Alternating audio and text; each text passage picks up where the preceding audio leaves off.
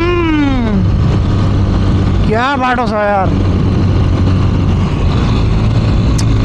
यस्तो बाटो देख्दाखेरि त केपी ओलीलाई यति गाली गर्न मन लाग्छ र मामा यति राम्रो बाटो किन बनाएको? मान्छे स्पिड कुदेर एक्सिडेन्ट हुँदैन? ए केपी ओली यत्रो बजेट किन हालेको कि यो बाटोमा? कति गाली गर्नु हो? ए राम राम राम राम यो केपी ओलीले यस्तो बाटो हालेर यो सरकारी बाइकमा केटी यस्तो हालेर हिँडिरहेछ। यही केपी ओलीको कारणले हो। यो बाटो यति राम्रो भएको यो स्किम माका यसले गर्दा एक्सिडेन्ट बढायो हो। केपी ओलीको काम छैन केटा हो। मा कसम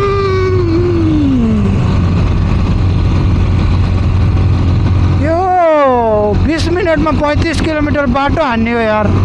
यस्तो राम्रो बाटो बनाउँछ केपी ओलीको काम छैन यार। यो बाटोमा एक्सिडेन्ट भयो भने कसले बेहोर्छ हो केपी ओली?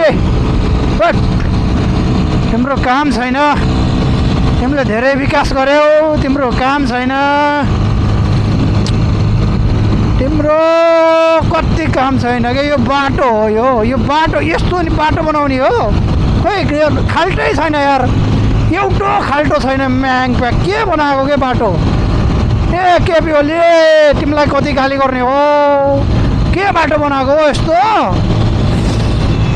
म त गाली गर्दा गर्दै थाकेँ। मेरो घाँटी नै सुक्यो, घोक्रो नै बस्यो। यो केपी ओलीको काम छैन हो, काम छैन। यो के बाटो बनाएको हो? एउटो खाल्टो छैन क्या। यस्तो नि बनाउँछन्? यो यस्तो विकास गर्नुहुन्न नि त यार। अब यहाँ पछि आउनेले के बनाउने? भएजोटीको बाटो अहिले बनासी, नाली अहिले बनासी, बाटोमा फुलसुल अहिले रोपेसी। के गर्छ कि अब आउने मान्छेले? होइन यो केपी ओलीले गर्न खोजेको चाहिँ के हो के? सब एकैचोटि बनाइदिएर थुक्क।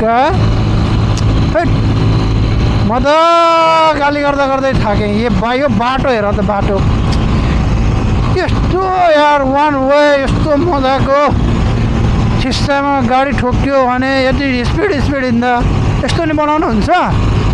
हुन्न हो, हुन्न केपी ओली। तिमीले ठुलो गल्ती गर्यौ यस्तो राम्रो राम्रो काम गरेर।